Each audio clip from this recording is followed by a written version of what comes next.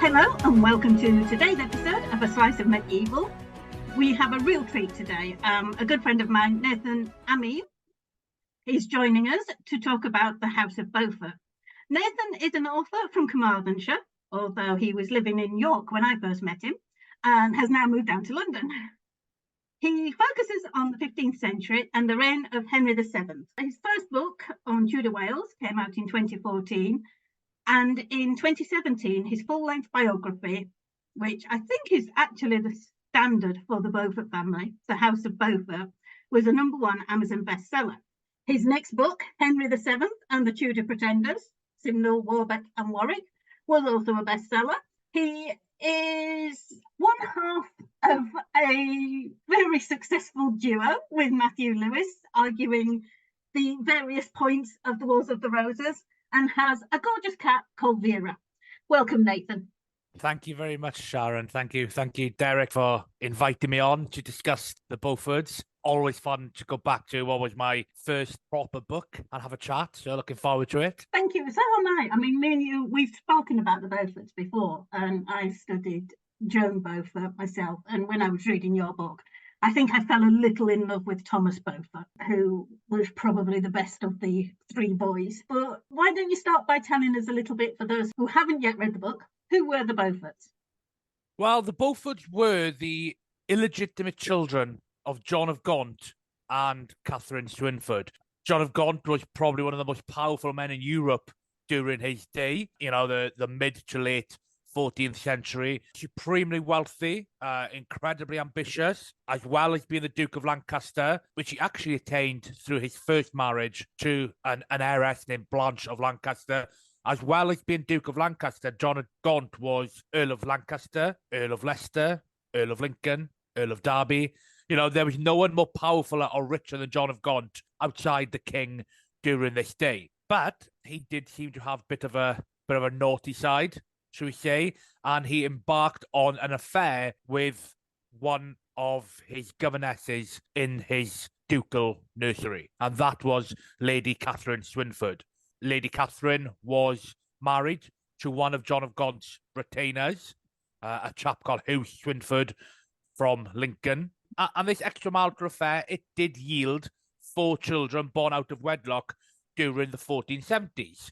Now, these children, they had no entitlement to their father's title as a surname, and they had no entitlement to their mother's married name of Swynford. So when they were born, they couldn't have been called John Lancaster or John Swynford, for example. So John of Gaunt, their father, what he decides to do is he decides to give them a name inspired by one of his former French possessions, and that is the Castle of Beaufort. So he names his children, these 4 illegitimate children, John Beaufort, Henry Beaufort, Thomas Beaufort, and Joan Beaufort. 3 boys, 1 daughter. But people knew who they were. Mm-hmm. There's a reference in one of the chronicles, I think it's Adam of Usk, where the eldest of this illegitimate brood is called John Beaufort of Lancaster. So they're definitely associated very closely with the House of Lancaster throughout their childhood. They are given a very good upbringing, and they are always looked after and acknowledged by their father, John of Gaunt. I mean, we could probably do a whole podcast all day just on John of Gaunt himself. But what's interesting is in 1396, 25 years after the birth of the first Beaufort child, John of Gaunt, due to widowhood, is free to marry again. And at this point, Catherine Swynford has long been not just a widow herself, but also a long-acknowledged mistress of John of Gaunt. And what he decides to do is quite remarkable for the age. He marries Catherine Swynford. Now, it's unheard of for a prince, a Plantagenet prince, to marry his common born mistress. And that's exactly what he does in 1396. We're told by one chronicler, Thomas Walsingham, that this occurred much to the astonishment of people in England and France because she was of humble birth. And another chronicler claims that this had occurred to the amazement of all, for she had a very small fortune. Bit harsh on Catherine Swynford on both accounts. John of Gaunt had no need of money, of course. I would suggest this marriage is probably as close as we're going to get to being able to confirm some semblance of a love match. John of Gaunt always retains his affection for Catherine Swynford, but this stage in his life, he doesn't need to marry anyone for any money, any power. You know, they're both in middle age. There's no requirement for this marriage. And he chooses to marry her. And it does scandalize everybody, but it does allow John of Gaunt to set in motion plans to retrospectively legitimize his Beaufort illegitimate offspring. And that is, of course, something that would have, well, far-reaching consequences, really. So why did he do that then? Given the fact that he must have known that it would have had consequences, why did he do it? Well, I mean, around this point in time that we're talking about, so 1396, 1397, he only has one legitimate male heir, and that is Henry Bolingbroke. Now, any students of this period will know straight away that Henry Bolingbroke was on the outs with the king, Richard II, his cousin. You know, he was on very shaky ground, having constantly taken stands against the king. We do know that within a year or two, Henry Bolingbroke would actually be banished from England. You know, Richard II's had enough of his cousin, and he banishes him from the kingdom. When John of Gaunt dies in 1399, 3 years later, this banishment is turned into an exile for life. Henry Bolingbroke has lost everything. The House of Lancaster, in effect, comes to an end with his banishment. John of Gaunt may have known, and may have anticipated this. He may have known the character of his nephew, Richard II, who was, you know, a bit of an idiot. You know, Richard II is one of those famous tyrants in history who seemed to try and do as much as he could to destabilize his own crown and his own kingdom. So John of Gaunt may have anticipated all of this.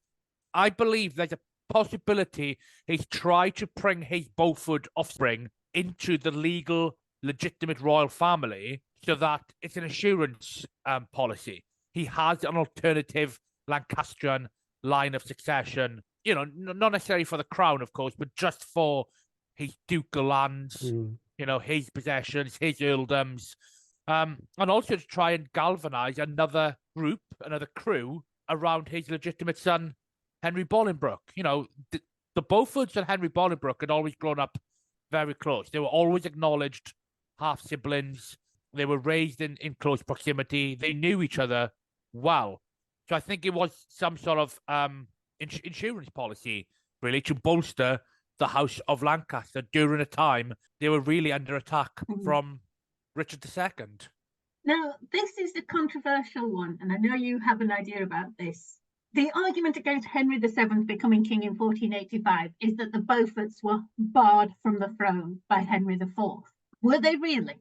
This is going to be quite a complex answer. But so first and foremost, Henry VII. Let's look at that really quickly. Henry VII was allegedly barred from the throne because of an earlier stipulation put into the Beaufort's Act of Legitimization. Absolutely irrelevant whatsoever in every way, because Henry VII claimed the crown by God's divine judgment. He claimed the crown, in his own words, through conquest. When he became king, he was the king because he simply won on the battlefield. Parliament agreed, and they vested the crown forevermore in only Henry VII's line. All other claims were rendered illegitimate, you know, illegal, not allowed. They were all only from Henry VII's line onwards, because that's what he stipulated, and that's what Parliament agreed. And that's still in place today. You know, all monarchs since Henry VII have been descended directly from him.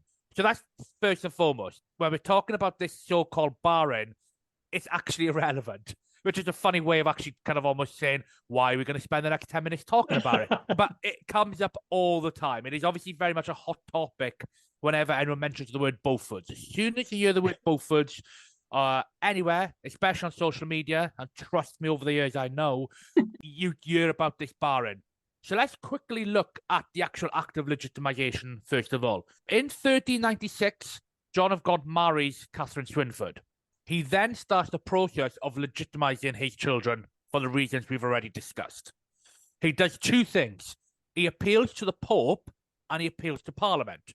This allows him to satisfy the two laws of the day, the church and the common law. Now, we have papal letters recorded in 1396 that show that John of God sent a messenger to the Pope, and the Pope was happy to confirm the marriage contracted by John of Gaunt and Catherine Swynford. It is the Pope's judgment that their children, past and future, were declared legitimate. So that's first and foremost.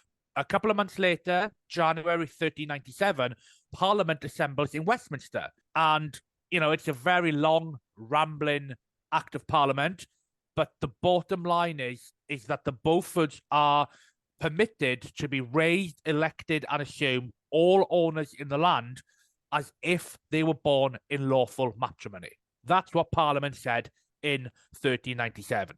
So John of Gaunt, before his death, he established, as far as church or common law would allow, the legitimacy of his Beaufort offspring. Nobody could invalidate that. Nobody could dispute that.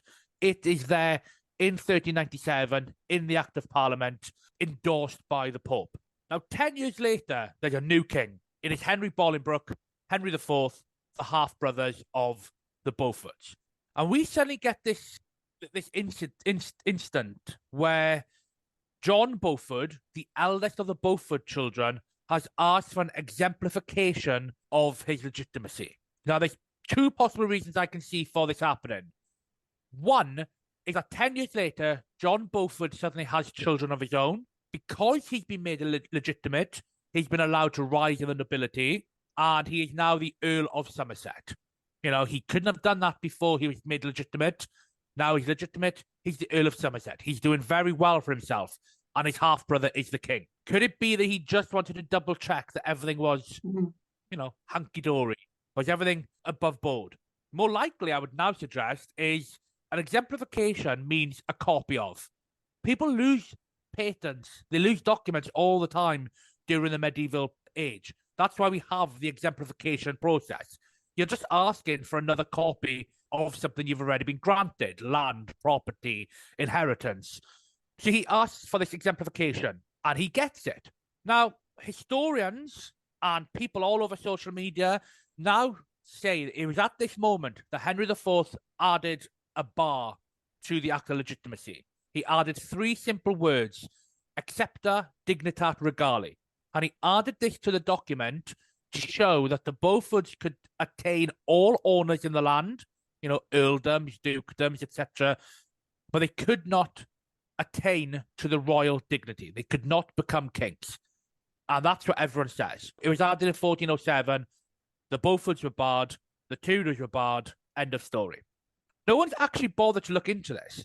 I looked into it because I seem to have been the only person who cared about the Beauforts at one point. So I looked into this a bit further, and this is what I found out. I looked at the original Act of Parliament in 1397.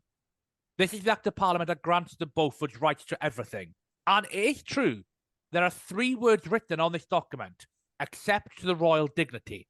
But they've been scribbled in between the lines of the existing text to alter the meaning of the text. But they have been scribbled in almost like graffiti in between the lines. I think the official term is an interlineation. Now, we don't know who added these three words. We don't know when these three words were added. And most importantly, we do know this did not go through Parliament again.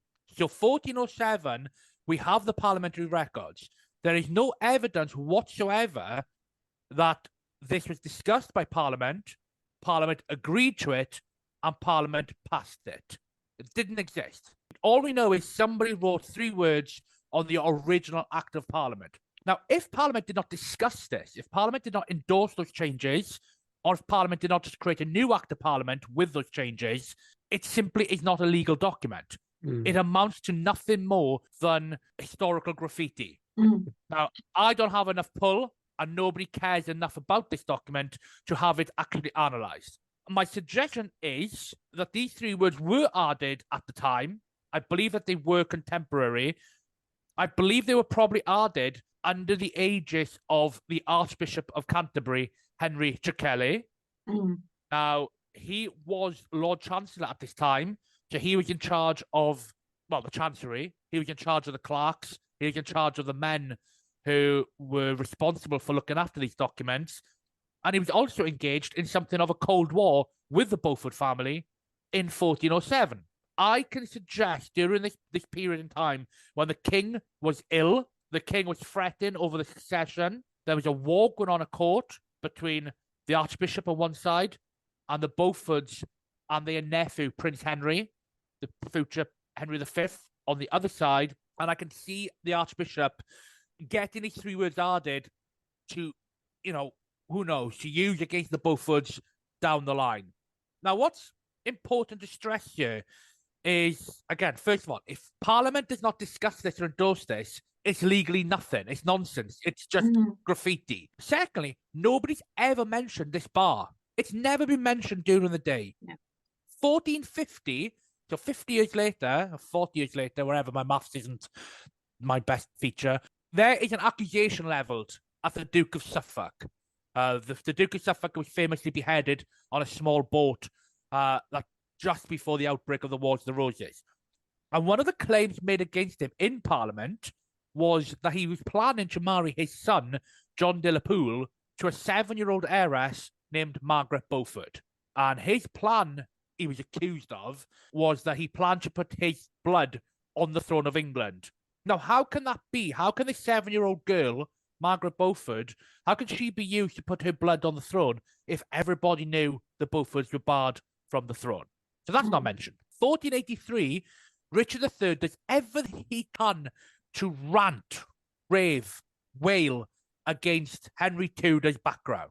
He issued repeated proclamations calling everybody a cheater, everybody an adulterer. Henry Tudor from nothing. He's from a rubbish background. He goes off on one, ranting like a modern-day Ricardian online. And off he goes. And yet the one thing he never mentions is Henry Tudor was barred. He could have literally just gone, you can't take this guy as your king. He's barred from the throne. Look, I've got the document. He never does that. I believe these words were added by the Archbishop in 1407. The document was rolled back up and people forgot about it. Whichever antiquarian in the 17th century or whenever unrolled this document, logged it in his work, and it's just passed down the centuries. When you read this in print, in a book, the Beauforts can be admitted to all honours except the royal dignity. It looks clear as day, and that's why historians keep on repeating it to this day, which then leads other people to repeat it. They must have been barred. When you look at the actual document, it almost becomes crystal clear this was just scribbled in. It has no legal basis. Now, I would have loved to have used that picture on my book. I would love to use it on the internet. It would solve a lot of problems. Unfortunately, the National Archives asked for too much money for me to publish that. So, and I seem to be the only person who's actually bothered to look at it because it's such a niche subject. And I have just wasted 10 minutes ranting about that myself. It won't be the last time I discuss it. And I always stress it is almost an irrelevant subject because Henry VII didn't even use that to become king. He used the act of conquering the country to be king. The thing is, barring the Beauforts from Henry IV, barring the Beauforts from the throne doesn't make sense. They weren't a threat to him. He had, what was it, 4 sons who would come after him. He had no reason not to think that his sons would be on the throne in perpetuity. So why bar his legitimate half-brother when he's got 4 sons who are going to succeed him anyway? Who could ever have foreseen that in 1407, the House of Lancaster, within 30 years, would end up with just Henry VI.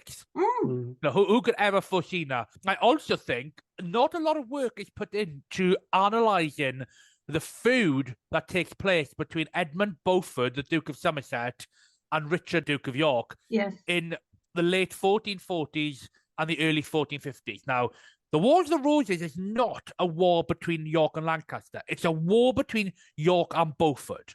It always was. From the outset, it is those two men fighting to be the number two that leads to the outbreak of war. I mean, it leads in 1455 to the Battle of St. Albans, which is nothing more than an assassination. It's a mob hit by the Yorkists on Edmund Beaufort. York has tried everything he can to get rid of this guy, and he's left to, well, to use mafia terminology, rubbing him out. And you know, lo and behold, it becomes a dynastic war. No one ever seems to mention, was it almost an unspoken issue between these two men who hated each other over who was next in line for the throne? Because Henry VI didn't have a son until 1453. So you've got all the 1440s, you've got the first couple of years of 1450s. Who the hell is next in line for the throne? Now, regardless of what people think today, we didn't have a line of succession back then. It doesn't exist. It's simply not the case that X had a better claim, Y had a better claim. All they did back then in the medieval times was they had the king and his sons. You know, there was no, oh, well, if this line dies out, the crown should move to this line or that line. Today, it's codified in law. We know exactly who is the 49th person in line to the throne. So I'm also tired of always hearing, oh, well, this person had a better claim or that person had a better claim. There's no such thing. You know, might was the only right, first of all. So I can believe that there was an issue in 1450-ish between Edmund Beaufort and Richard of York, who was going to be next. And that also adds a lot of tension to their rivalry. Now, another issue during this period is in 1452, Henry VI, possibly, again, historians always keen and careful to use terms like possibly, because I don't know for a fact. I believe Henry VI possibly started to have ideas about his half-brother, Edmund Tudor. He knows he has no son at the moment. He's got Edmund Beaufort on one side. He's got Richard, Duke of York, on the other side fighting. He's also got his half-brother, who he's helped raise, Edmund Tudor, and he's also got his cousin, the young Margaret Beaufort, who is the senior Beaufort family heiress, or certainly in the run-in. He marries his cousin, Margaret Beaufort, to his half-brother, Edmund Tudor. Was Henry VI trying to create another Tudor Beaufort line of succession a lot closer to his crown than any other option? Now, of course, I don't believe that would have played out if he had continued down this line, because I'm not sure people would have bought it that early. But was that Henry VI's intention? Now, this is all rendered almost another irrelevant line of inquiry, because Henry VI, the following year, 1453, does have a son. So we never see where this potential dynastic war would have played out until later in the decade, when suddenly York does go against the crown full stop.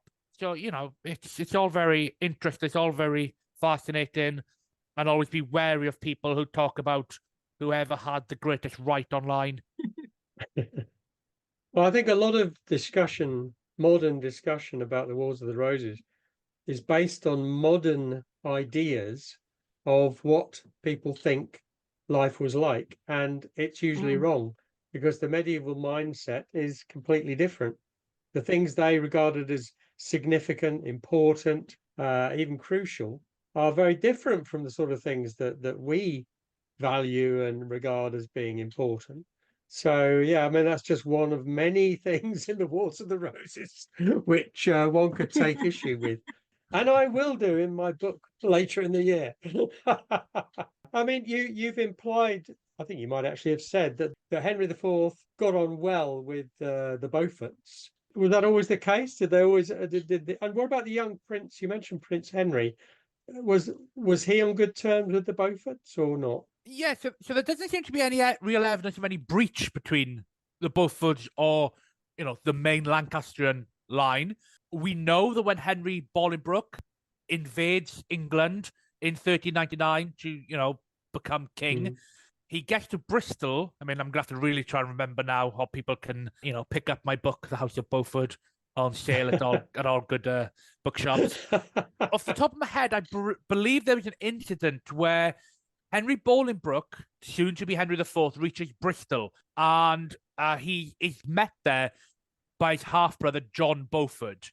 Now, John Beaufort to this point had been, loyal to the crown, as most men were, loyal to the crown of Richard II. And one of Henry IV's men tries to attack John Beaufort. And Henry IV stops him and says, "Leave my brother alone, for he has always been loyal to me." And they hug. And it's quite a nice, touching, incident of showing that John Beaufort, probably like the Stanleys later at Bosworth, playing their cards close to their chest until the crucial moment when they can then reveal who they are loyal to. So John Beaufort clearly was always down for his brother, Henry IV. We have another remarkable insight into a wonderful lady called Joan Beaufort, the only female of the original Beaufort foursome. She looks generously upon a couple who have fallen foul of the law for marrying without permission. And what she does, she uses her power, her influence as a great northern magnate, and she also uses her connections at court, since her half-brother happens to be the king. She writes to Henry IV, and, she asks after his health. She's very concerned with his maladies, and she asks him to intercede on behalf of this young couple. This is remarkable. The idea that a king of England, a king as ill as Henry IV, a king struggling with factional discord, a king struggling with repeated conspiracies and plots to kill him, could give any care whatsoever about some random couple in the north. But, she lobbies him. And the letter is quite a touching insight into a relationship between a half-brother and a half-sister, suggesting, of course, there is closeness there. And Henry IV is generous to his Beaufort siblings. Again, there's no evidence whatsoever of a breach in relations. Now, when it comes to the prince himself, the future Henry V, this is where it gets more interesting, because Henry V is actually closer in age to his Beaufort uncles than his father was. It's just a matter of I think he's about 9 years younger, for example, than Thomas Beaufort, the youngest of the Beaufort brood. So he's actually a lot closer to the Beauforts than Henry IV is. And they create almost their own faction at court. The Beauforts and the Prince Henry, they are aligned, and they want to take it to the older, out-of-touch courtiers around the king.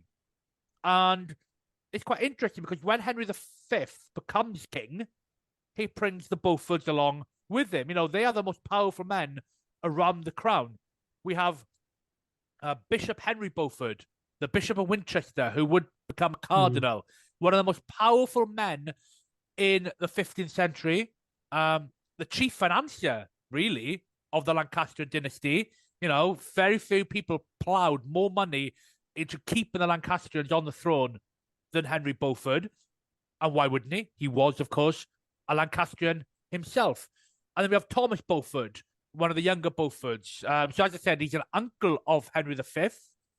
He is about 9 years older in age, so quite close, more like a brother than an uncle, really. And him and Henry V have a really tight bond. And I think this is forged in youth. At Ludlow in 1402, young Prince Henry is earning his spurs in how to be a warrior. He's fighting against the Welsh, and he would soon fight in the Battle of Shrewsbury with his father against the Percys. He is getting educated, unfortunately for me, against the Welsh. That's who he's that's where he's getting education. But next to him, during this whole period, also getting education, is Thomas Beaufort. And Thomas Beaufort is being reared to be the soldier in the Beaufort family. And they stayed together all the way through to the end of Henry V's life. When the wars of Henry V take place across the Channel in France, one of his most trusted lieutenants, one of his most trusted commanders, is Thomas Beaufort. Very few men should be afforded, the position of responsibility that Thomas Beaufort had. He was granted right to be the governor of Rouen. He was granted the right to be governor of Paris. Every time Henry V needed someone dependable to stand in for him, he turned to Thomas Beaufort. He was unquestionably one of the last greatest knights of the Middle Ages. And that's because of this tight bond between what had been two young men and had grown into being two great warriors. Unfortunately, Thomas Beaufort does seem to have been written out somewhat of a lot of the history of this period. He does appear in Shakespeare's play as the Duke of Exeter, which many people might know if they know their Shakespeare. But I do interpret my reading of the period as the Beauforts and Lancasters being close, and that would never change. I mean, obviously, it's a major issue with the Wars of the Roses, how close Edmund Beaufort is to Henry VI. Yeah. And of course, if you want to take it even further, the Battle of Bosworth was, at heart, Beaufort versus York again. Even though Richard III was, whisper it really quietly, of Beaufort descent as well. Yes. Yes, he was descended from Joan, the youngest. Yeah. I think that's actually a case in point. The Beauforts do appear to be everywhere in the 15th century. How did they become so influential? Was it because they were the brothers of the king, or was it marriage? I think the crucial point is two men and one woman of the first generation were hugely influential in that we have, as already mentioned, Bishop Henry Beaufort. He was one of the most ambitious and wise, cunning even men of the 15th century. His tentacles spread all over Europe. At one point. He was really a powerful and clearly competent man. And he is able to not only become the power behind the throne in many respects with his money, he's able to raise up his proteges. He's able to put his nephews and nieces and nephews even at the forefront of power. He's able to use his influence. It's classic nepotism. So we have Henry Beaufort, first of all, positioning the pieces on the board. We have Thomas Beaufort, his brother, who also, by far my favourite Beaufort, who through, his bravery in war and, his pious nature, his loyalty to Lancaster, he's able to establish a really strong foothold at the heart of the House of Lancaster. It's a shame that Thomas would die without children, because who knows how influential his children could have been during the later Wars of the Roses. And then we have Joan Beaufort. Now, Joan Beaufort eventually becomes a northern countess. She marries Ralph Neville up in Yorkshire. She has 14 children with him. And together, they establish an incredible legacy, primarily through intermarriage with all the other great noble families of the land, to the point that by the mid-15th century, half of the bloody nobility in England are descended directly from Joan Beaufort. And that includes men like Richard III, Edward IV, Warwick the Kingmaker. If we want to use that completely not contemporary phrase the Cousins was for the Wars of the Roses, it's not because it's York and Lancaster, it's because they're all Joan Beaufort's grandchildren. So first and foremost, we've got the three elder Beauforts establishing their chess pieces on the board, if you will. Then we have the second generation. Now, a lot can be written perhaps of how capable the second generation were. I mean, Edmund Beaufort is perhaps the best known example, who was the man who York hated, was the right-hand man of Henry VI, a man often regarded as incompetent, and that's the reason why York essentially went to war with him. Was he competent? Was he incompetent?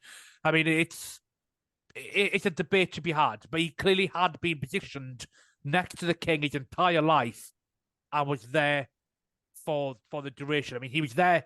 He was so close to the king, and they had to kill him to get him out of the way, which in itself created a whole world of trouble because his children then they wanted vengeance, and his son Henry Beaufort, another Henry Beaufort, did get his vengeance because he killed Richard of York at the Battle of Wakefield.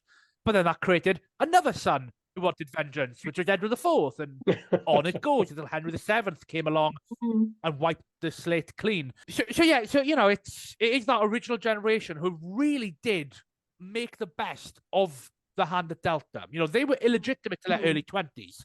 They couldn't get any roles in the church. They couldn't become noble magnates. All doors to their advancement were closed off until their father got them legitimized. But they definitely went ahead and pressed on in life.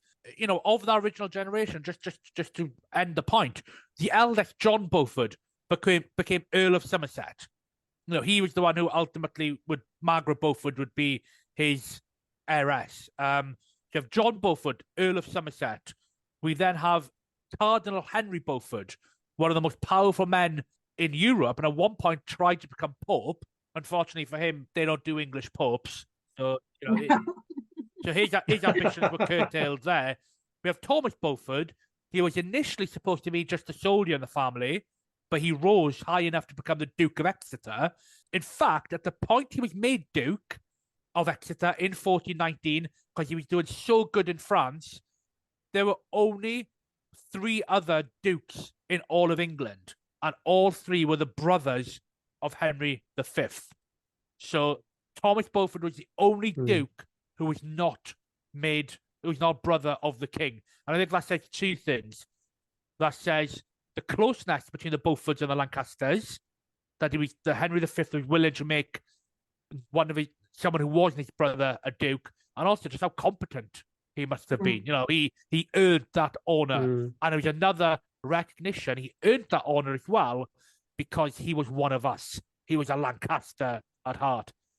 And then the youngest one, Joan Beaufort, who became Countess of Westmoreland, and I consider her to be the mother of the 15th century, based on how many of her descendants became so prominent.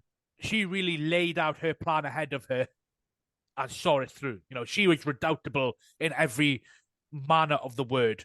People always talk about Margaret Beaufort, and I think they talk about her rightfully, or at least some people talk about her rightfully, as being a great and a wonderful woman who really thrived in a man's world. But we should look a lot more at Joan Beaufort, first and foremost. What's often forgotten as well at this point is people often consider Henry Tudor to have been the first Beaufort king. You know, very famously, his mother's Margaret Beaufort.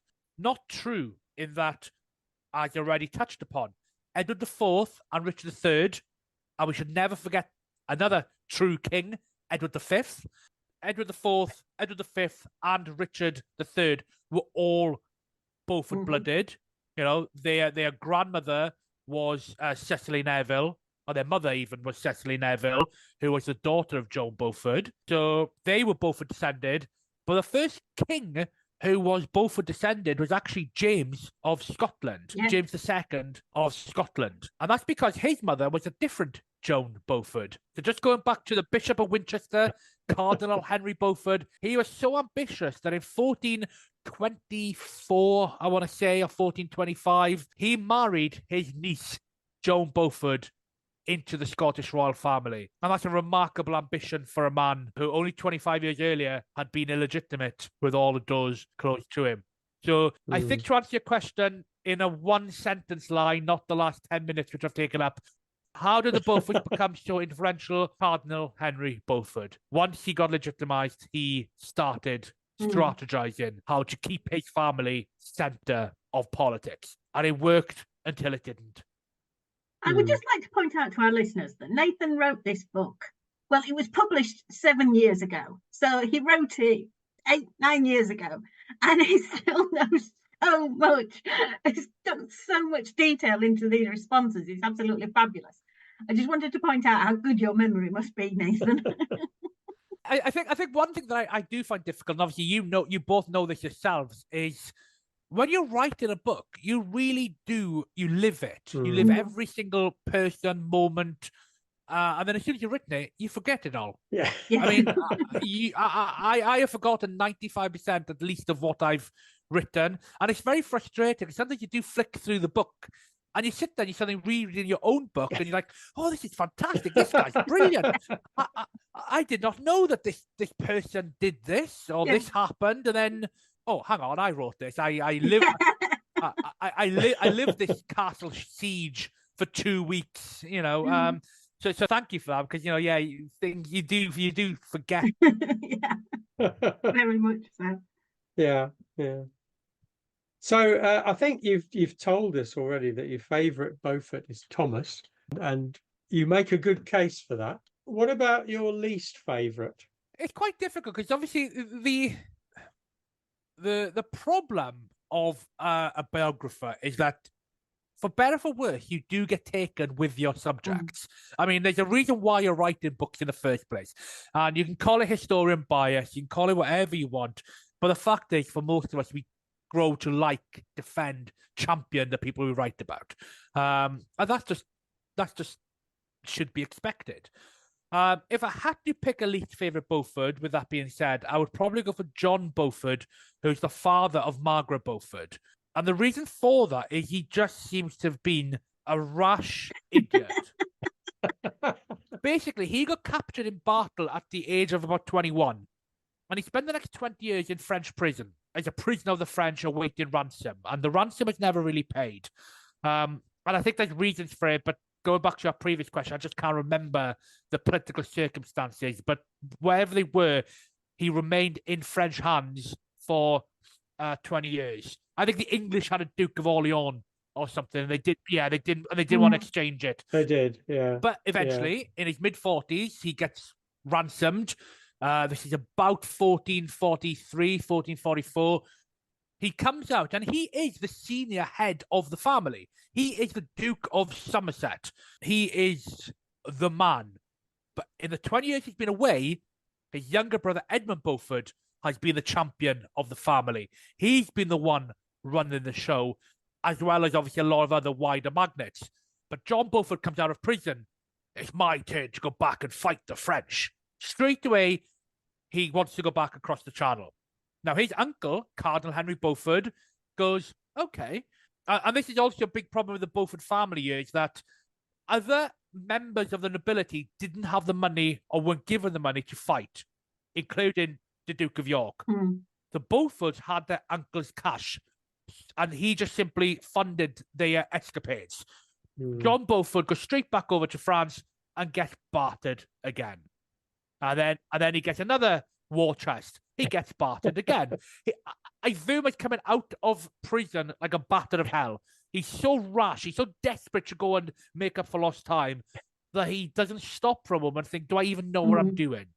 So he loses against the French a few times. He is earning the enmity of the jealous Duke of York, who's just watching the Beauforts splurge this English money to no avail. He comes back and he dies in uncertain circumstances.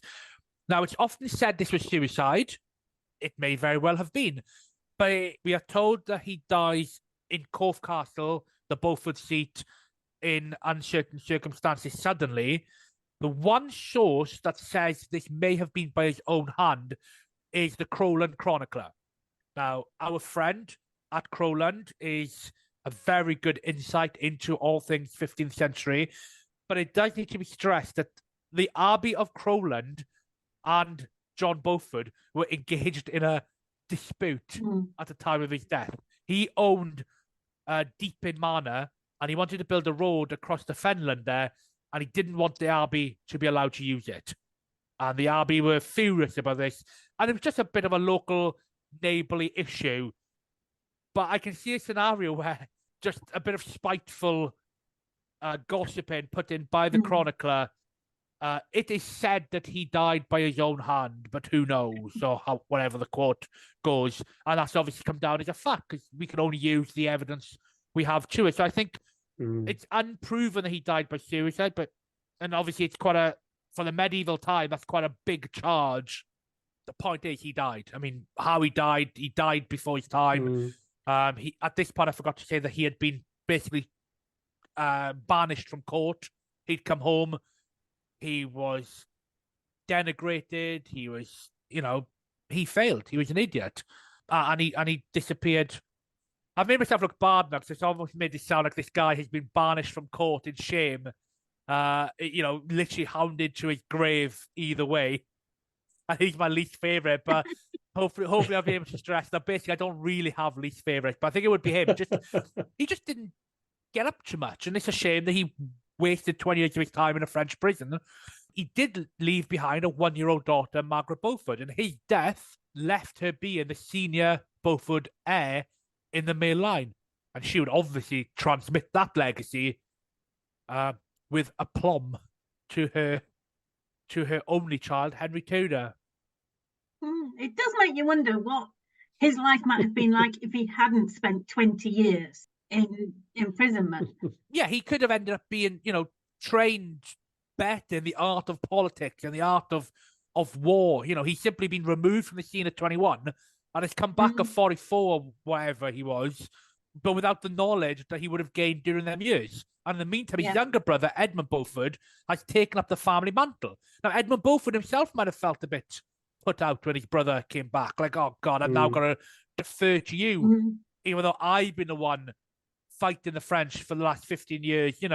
Edmund Beaufort gets a bad rep. He clearly did have these losses in 1449, 1450 in France, essentially caused the English position in France to collapse. Edmund Beaufort was the man in charge of the loss of Caen and the loss of Rouen, and that really, really, upset the Duke of York to see these cities lost.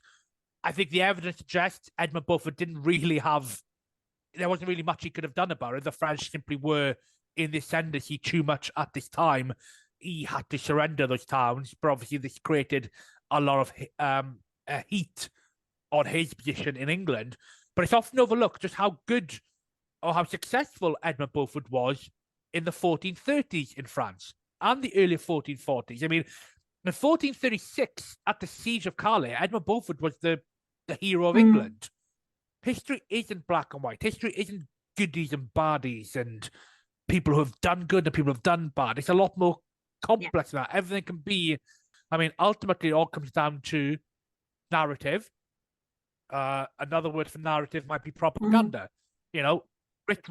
Richard of York was great at narrative, i.e. propaganda, and he was fantastic at, building himself up as being a wonderful, great reformer and the man England needs. And I'd argue possibly England did need Richard of York. Richard III might have been a great king. Those things can be true, whilst they also have negatives against them. And Richard of York, York's propaganda is a fantastic thing throughout the Wars of the Roses, starting with Richard of York and his reformist program that painted Edmund Beaufort into being an incompetent person who led England into its darkest period. And of course, that just rolled on throughout the period. Edmund Beaufort was blamed for his own death after the Battle of St. Albans in the parliamentary records because the Yorkists controlled it, and there was no one really to speak up for him at that point. And these things stick, mud sticks, as we know with Henry Tudor and Richard of York. Propaganda did not begin with the Tudors. I think that's a good point to get in there. You were looking for where to get that in, weren't you? Yeah. So what attracted you to the story of the Beauforts? Henry Tudor, first of all. So once I got proper hooked into the life and the times and the story of Henry Tudor, two things jumped out. One, no one ever seemed to care much about him, and no one ever seemed to write about him. When I got into this in 2009, the most recent biography had been Sean Cunningham's academic legend of a book, which came out in 1997. And then before that, another academic study, S.B. Grimes, in 1972. That was it, and if you wanted to go straight to reading academic books, that's very tough to do. No one goes straight to reading academic, historical, examinations of King's financial policies. You need what we're doing. You need narrative You do. history to read, and they simply didn't exist with Henry VII. First of all, much less tracking down his Welsh line, which obviously anyone who's listening to this podcast this long will understand why I was keen to go down the Welsh line, but also the Beaufort line. One or two books out there by Margaret Beaufort at the time. I think Elizabeth Norton, around that time, had published a book on Margaret Beaufort, and then you're going back to another academic study in 1992 by one of my all-time heroes, Michael K. Jones, and Malcolm Underwood. So how do I learn more about the Beauforts? I start to read a bit through of these books, put together some notes. I am just starting blogging around this time, and I'm trying to put what I'm learning into mini blogs. You both know what it's like. Once you chase down a footnote, you keep on chasing, and ultimately, there's no real end. There is no, none of us can complete this history game. We're never going to know. No. It's not possible. At some point, you just have to. I'm going to stop writing the book here, and be damned with it. I mean, look at my Henry VII and the Tudor Pretenders book. I published it. I could have kept on going for 20 years. I published it, and suddenly the case has been solved after I've published the book. So I was doing research because I was interested in them, and I started to build up a bit more, notes. And then comes the key thing here, is that when you're writing a book and you want to publish a book, you need to know what the gap in the market is. I mean, there's no point in publishing the same book 100 times over. Although that doesn't stop people with the 6 wives of Henry VIII. But there's no point in publishing the same book. And the Beaufort book was the book I wrote that I wanted to read, and it hadn't been done, so I wrote it. That is essentially it. I wanted to learn more about Henry VII's family. No one had written the book, so I wrote it. And I did the same with the Pretenders book. People have written books on Perkin Warbeck. They've written books on Lambert Simnel. No one's put Henry VII in the context of what the hell he was going through, tracking down these pretenders. Who cares whether they were princes or not? That's almost an irrelevant side topic in this period. It's what was happening in England during these decades. How did people, whether they were princes or pretenders, claiming to be the rightful king of England, how did that affect what Henry was doing on the ground in England? How did that affect people around him? Again, a book that hadn't been written. I remember asking you, we were at York Manor when Mike Jones and Matthew Lewis were giving a presentation of Richard III, and I said to you, why don't you write a biography of Henry VII? And you said, well, I sort of am, because I'm doing Henry VII and the Tudor Pretenders. And it was like, yeah, because that's just a perfect, nobody has looked at it through that angle. And it's just finding a perspective that's new and vibrant and interesting, and will draw people in. And I think that's what worked with the Tudor Pretenders one, that it was a different perspective. Yeah. So I mean, people do ask me, when am I going to write a biography by Henry VII? And I do shy away from it because A, it's a big subject. B, it has kind of been done to an extent now since we've discussed it. People have written about it, and I'm not sure what I can bring to it that's different. And thirdly, with the publication of my next book, I have effectively done it. I've ended up with this kind of unofficial trilogy of books that examine both sides of Henry's family tree and his reign. If I write a book about Henry VII, a lot of it's just going to be almost copy and pasted and put in, which, never say never, but at the moment, no, I'm just going to try and sell 3 books as one. So you've got a new book coming out soon called Son of Prophecy. Who is that about? So the subtitle is The Rise of Henry Tudor. Oh, that's a clue then. Well, I mean, again, another pulling the curtain back to let people into our behind-the-scenes world. Tudor sells well. The word Tudor in a book title for search engine optimization has to be included. People asked me about why do I have Henry VII and the Tudor pretenders in the title of my last book. They weren't Tudor pretenders, they were Yorkists, you evil Tudor propagandists. And I say, well, there's two reasons there. One, Tudor is an era, so these were pretenders during the Tudor period. Whether you like it or not, Tudor has been established name for that period for hundreds of years. And secondly, I need Tudor in there so that it comes up on Amazon search. Sorry if people don't like that, but that is just how the book publishing industry works. So The Son of Prophecy, The Rise of Henry Tudor. The second half of the book is Henry Tudor's story. It's his birth, 14 years in exile. It's his Bosworth preparations. You know, the battle is perhaps a page or two at best because, you know, the battle was fought, Richard was killed. That's it. You know, I'm not going to sit there poring over the archaeology of the battlefield when there's much better books out there that can do it. But what I am telling you is how Henry's getting funding in Brittany, how he's writing letters, how he's writing, how he's escaping plots. You know, no one's done that yet. So I'm giving you the insight in literally the rise of Henry Tudor, how he gets to Bosworth.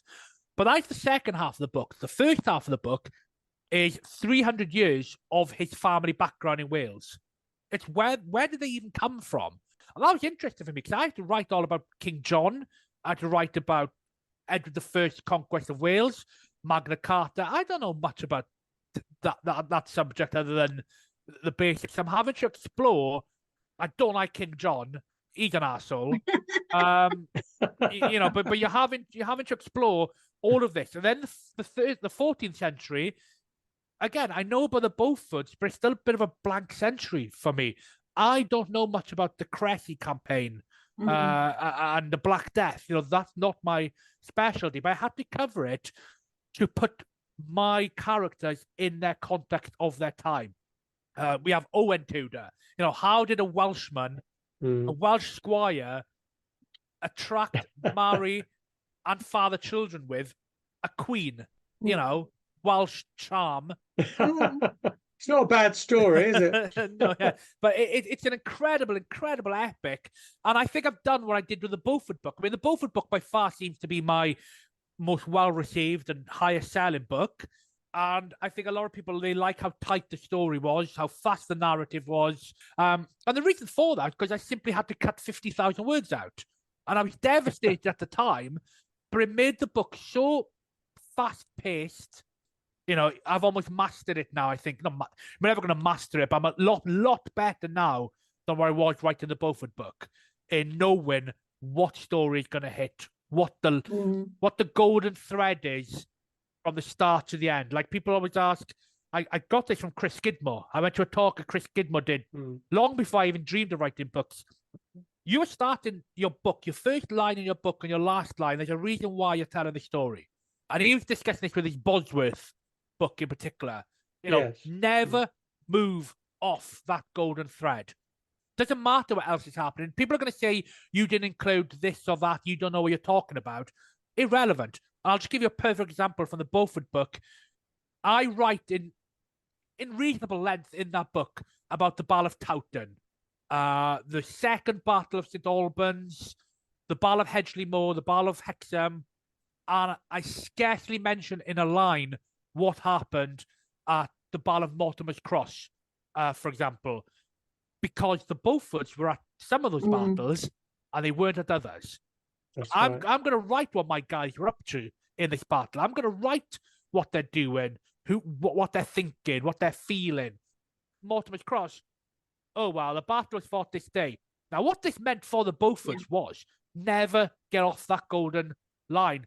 And what I like about that is across my books, so like my Beaufort book, I didn't write about Mortimer's Cross. My Son of Prophecy book, Jasper Tudor was there.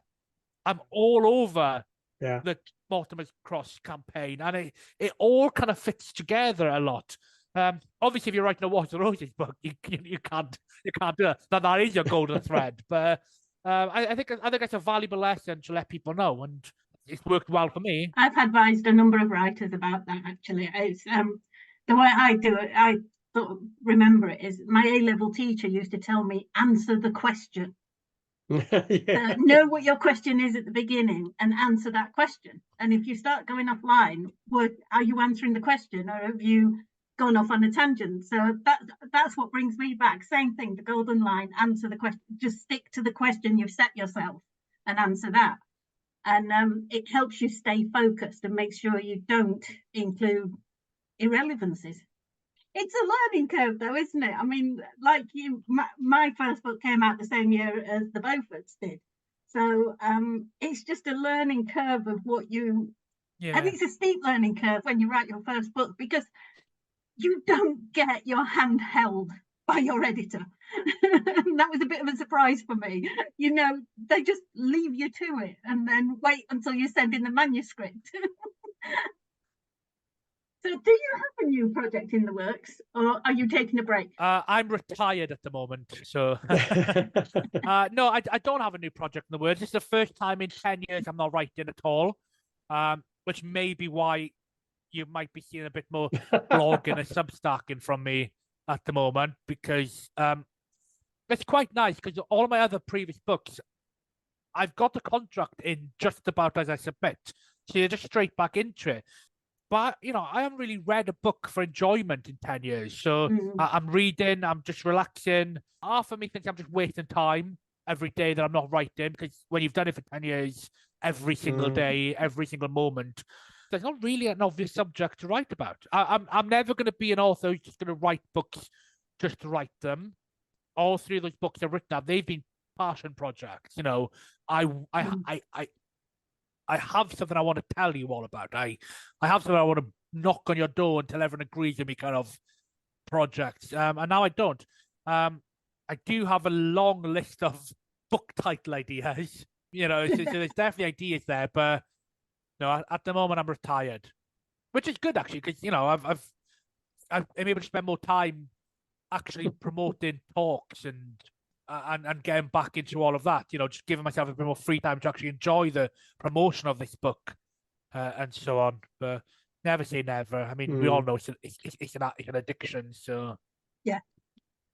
Well, it has been absolutely wonderful talking to you, Nathen. And I think our listeners are actually going to enjoy the insight into the writing process, because we don't always cover that. It's always nice to have a chat with other historians and who know your pain. Well, yeah, it's been absolutely fabulous chatting with you today, Nathen. Thanks so much for joining us and telling us about the House of Beaufort.